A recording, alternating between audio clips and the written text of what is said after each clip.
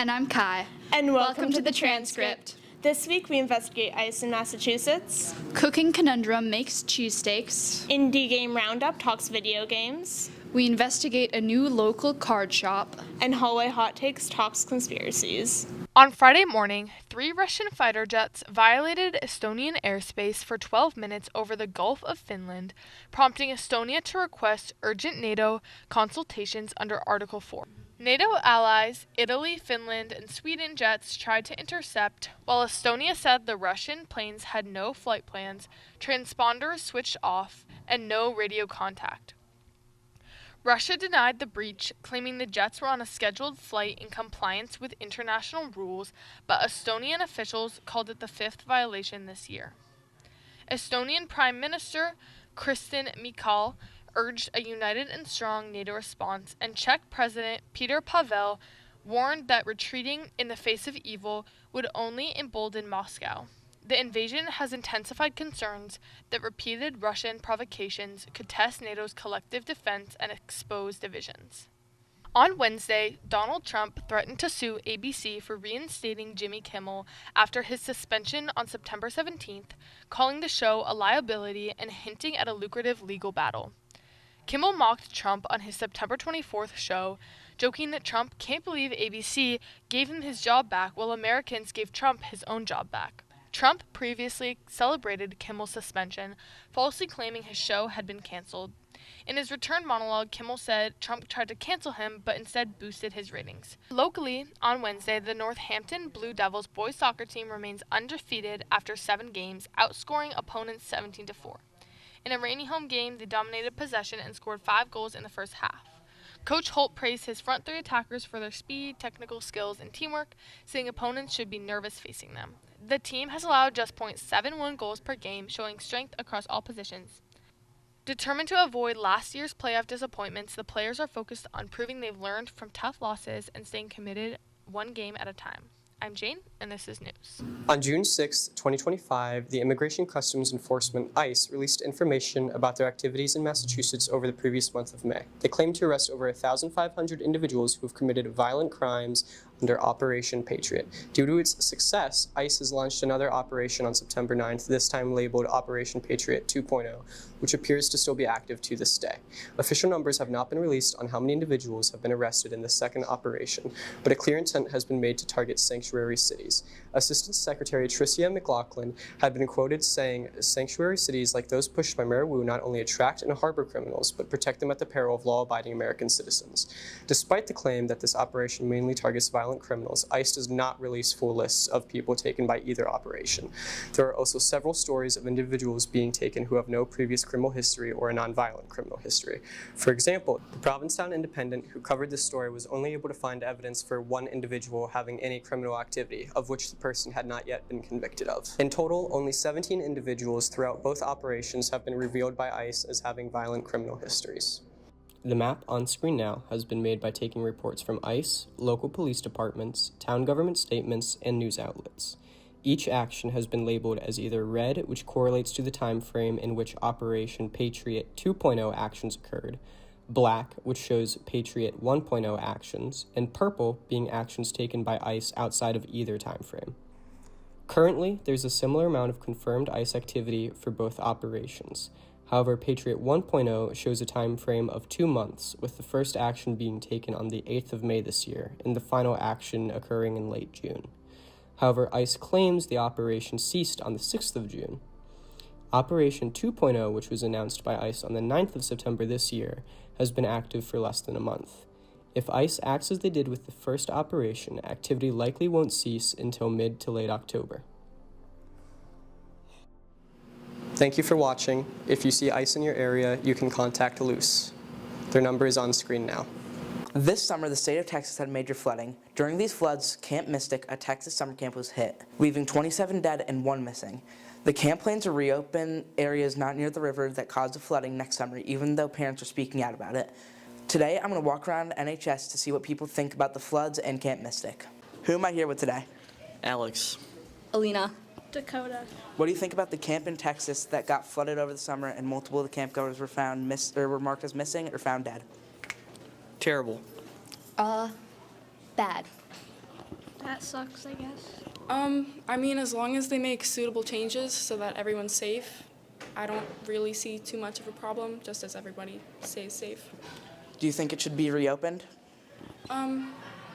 Yeah, sure, as long as everybody's okay. Thank you for your time. Yeah. I didn't even know that happened. So, yeah, no opinion, I guess. Do you think it should be open even though there's safety precautions? Probably not. No. I mean, it seemed like it was pretty messed up what happened. Sad. Do you think the camp should be reopened even though their safety protocols aren't the best? No? Thank you for your time. Thank you. As long as the precautions have changed, I think that's completely fair for them to reopen. I think that it wasn't the camp's fault because it was a natural disaster, but they should definitely change protocol. For sure. For the families of Camp Mystic, the floodwaters may have receded, but the grief and the work of rebuilding has only just begun. Welcome back to this week's segment. Today we checked out a small business called the Goat Card Shop. The shop has been open for only 7 months, opening this past Valentine's Day. The shop sells cards for games and franchises like Pokemon, Magic the Gathering, Lorcana, Yu-Gi-Oh!, and Star Wars Unlimited. The shop values community and is a place just to hang out and have fun and talk cards. My position in the store is store owner. The reason I decided to open up a trading card store in Florence was there wasn't much around here. I've been collecting Pokemon since I was in middle school. I'm about to be 40 next month. I still play. I've been playing competitively from I was a kid to even now. Just wanted to open a spot for places where kids could feel they can come and play, and adults. Safe place, get people off electronics, and just have the aspect of the collecting and also playing, because more people collect than play, but I also wanted to bring that playing aspect to the community as well. Type of events I hold at the shop are Pokemon League tournaments, Magic the Gathering tournaments. I do Commander Night on Fridays and Tuesdays. Pokemon League is once a month for league play. I have open play on Saturdays from 2 to 4, and currently working on getting Yu-Gi-Oh! OTS, which is Yu-Gi-Oh! League play. So the products I sell at the shop are mainly singles, sealed products, whether it be Pokemon, Magic, Yu-Gi-Oh!, a couple other TCG games, Star Wars, Lorcana. I am an upper deck diamond dealer, so I get like DC cards, hockey cards, a lot of accessories for like deck boxes and play mats, dice, damage counters. So I have a variety of all kinds of types. The shop hours are Tuesday through Saturday. Tuesday and Friday are from 12 to 7. Wednesday and Thursday are 12 to 6, and Saturday is 10 to 6. Once a month on a Monday, I host a league challenge for Sunday, I host a league challenge for Pokemon, and anytime a new set comes out for Pokemon and I'm eligible for pre-sale, like this week was pre-sale for Mega Evolved, I was open this Monday to sell it early. Thanks for watching. The Goat Card Shop is located on 29 North Maple Street, Florence, and is open from Tuesday to Saturday. Make sure to stop by. Hey, have you heard of video games like Mario, Celeste, whatever the newly released $90 beta test is, or Hollow Knight? Well, what if I told you there are video games you haven't heard of? Shocking, I know. Today, we're reviewing 2 video games you should play that you probably don't know about. Ooh is a puzzle platformer Metroidvania released early last month. In Ooh, you play as a bomb caterpillar, a caterpillar made of bombs. The game has you going through 8 different areas, all of which are based around 1 or 2 creative ways you can use your bombs to solve puzzles and progress. The gameplay of Ooh is really what shines. The simple mechanic of place bomb, detonate bomb has a shocking number of uses, and hell, the game even gives you a second bomb for double the fun. Each area has you progressively learn some unique thing to do with your bombs, before returning to the beginning of the area and solving a previously insurmountable puzzle. The complexity of the puzzles is genuinely amazing, and I don't really want to spoil what are some cleverly crafted obstacles. The 2 main shortcomings of Ooh are in its story and length. The story is practically non-existent, and for $10, I would have hoped for a longer experience, as I beat the game in just under 2 hours. Despite this, I do think that the game would have dragged on if it went longer, so it being 2 good hours instead of 3 okay hours is a worthy trade in my eyes. Overall, Ooh is a short but sweet game with engaging puzzles that is lacking in the story department. If you like Yoshi's Island, Box Boy, or any of these other games Ooh was inspired by, consider checking out the full game on Steam or the free demo, both on Steam and itch.io. Megabonk is a weird game. A 3D reverse bullet hell where you mow down waves of enemies while being able to play as a skeleton with a skateboard? How is this not Game of the Year? Jokes aside, Megabonk can aptly be described as Vampire Survivors, but 3D. Like other reverse bullet hells, Megabonk has you playing a character without a backstory doing stuff just for the heck of it. In Megabonk, you progressively unlock weapons that automatically attack waves of enemies, various tomes for passive upgrades, and items, which are like tomes, but weirder, and you can have more of them. You do all this, fighting through various bosses and hordes, before dying and doing it all over again. Between each attempt at getting higher numbers, you're able to unlock new items and characters to try and get your next dopamine rush. Megabonk is a great game if you like things happening and numbers going up. It's a good game for turning your brain off and just walking away from hordes of enemies, while also skateboarding using a sword. For full transparency, this game is like every other reverse bullet hell I've played. If you're not a fan of Vampire Survivors or Brotato, you probably won't be a fan of this game. If you are a fan of those games, consider checking out Megabonk or its free demo on Steam. Thank you for listening to some reviews about video games. I hope you found some new indie games to play, or at least add to your wishlist to eventually play. I'm Oliver, and thanks for watching the Indie Game Roundup. Recently, a UFO was spotted over Yemen. That's right, the skies of the Middle East are raising more questions than answers. Is it aliens? A military project? Maybe something else entirely. We've got tons of theories, but what do the experts say? Today, we're hitting the halls and talking to some of the real experts, our local students. That's right, we're about to get the scoop on some of the wildest conspiracy theories that they've been hearing. Could the moon landing have been faked? Is Bigfoot real? Stick around as we take you straight to the halls where the next generation is dropping some mind-blowing takes.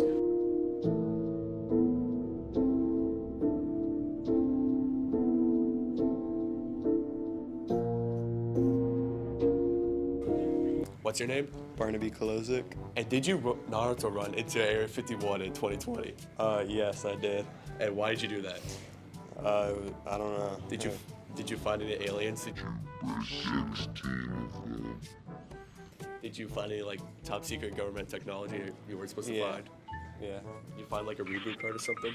Yeah. What's your name? Trevor, Dan. And do you think that aliens from Neptune created the roulette wheel to rob us of our currency so that they can steal the moon like Gru and the Minions? Yeah, no, definitely. I mean, you could see the roulette wheel. It's basically just a flying UFO that they made. And yeah, they're definitely gonna try to steal the moon. And you know, I think we gotta start fighting back. And I think if we don't do it soon, we won't have a chance. And how do you think we're gonna fight back? You know, I think definitely start winning more roulette games. Cause then we'll be taking their money. What's your name? Lucas. Hey, do you think birds are government spy drones? No, not really, because they're like animals instead of not spy drones, and they can't be spy drones. I think you're lying, man. They clearly look like they have cameras in their eyes. No, they don't. Hi, what's your name? Mr. Moylan. And do you think the moon landing was faked? No, I don't think it was faked. Any reason behind that? Yeah, NASA seems to know what they're doing, so. I mean, it looked pretty fake. Compared to what? I don't know. It just looked fake. I mean, have you ever been to the moon? No. So how do you know if it's real or fake? It's a fair point, but it just... How do you know? I mean, you've never been there either. That's a good point, too.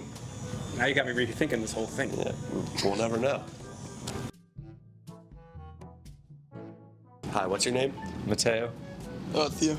And do you guys think that Kim Jong-un is going to nuke Antarctica to kill all the polar bears because they're his arch rival? I think it's very possible.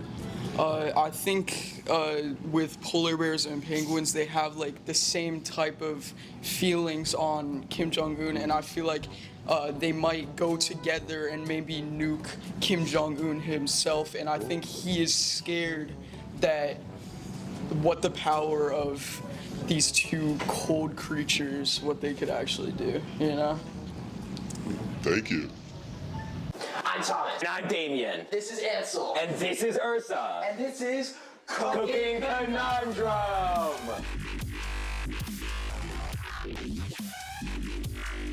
Alright, after a crazy cooking last week, we got 2 more cuckoo new contestants to come cook for us. Let's spin the wheels. Ansel goes first. I got tie hands and shoes together. Now let's see how much I have to spend.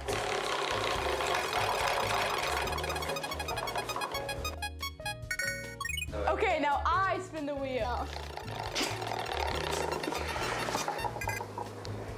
I'm gonna spin my budget wheel. 13. Just got back from the grocery store. I got some extra pepper cheese, a bell pepper, 3 portobello mushrooms, a white onion, and some King's Hawaiian rolls. My budget was $13 and I spent $11.30. I got 6 rolls, banana peppers, roasted red peppers, cheddar cheese, and I got ground beef. My punishment, I'm going to be taking hot sauce shots. What's your plan with your hands tied up? I work on how to open this stuff. See, here. This is how we do it back in D'Angelo.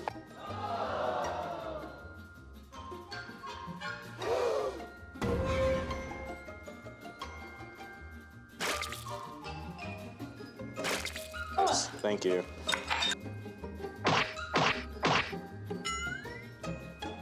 And now... Now. Good. On to the last Yeah. Okay, there we go. I said I was locked in, but then like an hour later he got geeked. Ansel, tell me what you made. Classic chopped cheese, but I used cheddar cheese, was melted super nice on the grill. And this has a little bit of a pepper twist to it. I got 2 types of peppers, the red and the yellow. Shit looks like ketchup and mustard! And I had a roasted red pepper and a little bit of banana pepper. Okay, get your fingers right in there. Did not wash your hands?